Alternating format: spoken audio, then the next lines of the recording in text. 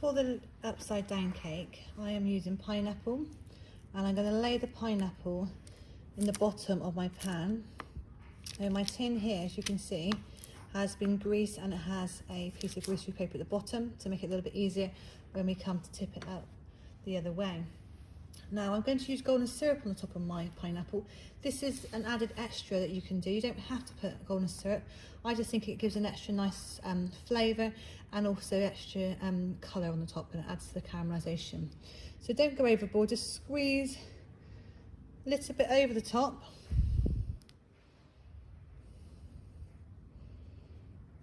Okay, all around the bowl, covering your pineapple and the gaps. In my mixing bowl, I have got the margarine, the flour and the sugar, and we are doing the all-in-one recipe to make our cake. So it doesn't matter which order the ingredients go in the bowl, as long as you have the 2 eggs, 100 grams of margarine, 100 grams of caster sugar and 100 grams of flour. And what you then need to do is use a wooden spoon and combine the ingredients together. So just using the wooden spoon now, we're going to combine it all together until it looks like a cake mixture.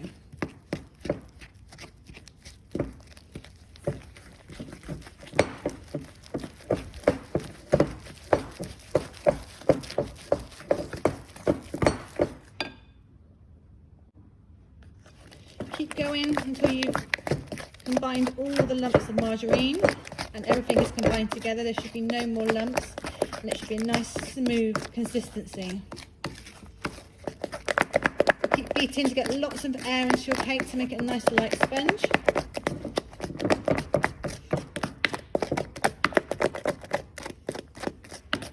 You can use an electric whisk to do this, or you can use a wooden spoon. Both of them do the job together, so if you haven't got an electric whisk at home, you could use a wooden spoon. Once you think you're there, lift the cake mixture off, do the drop-in test to check whether the consistency is lovely and smooth, and there should be no lumps of margarine in your cake mixture at all. Using a spatula, we are going to divide the mixture onto our cake. Now we need to be careful when we're doing this, because we don't want to move the fruit about underneath. We want to make sure the fruit stays at the bottom and the cake mixture stays on the top.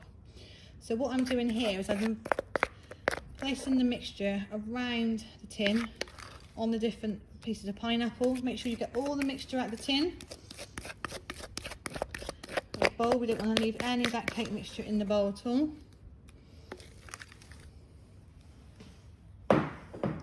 And we need to give it a little smooth all the way along to make sure it's a nice even coverage, and we want to make sure that all the fruit is covered up underneath. So make sure it's all nice and level and it's nice and smooth on top.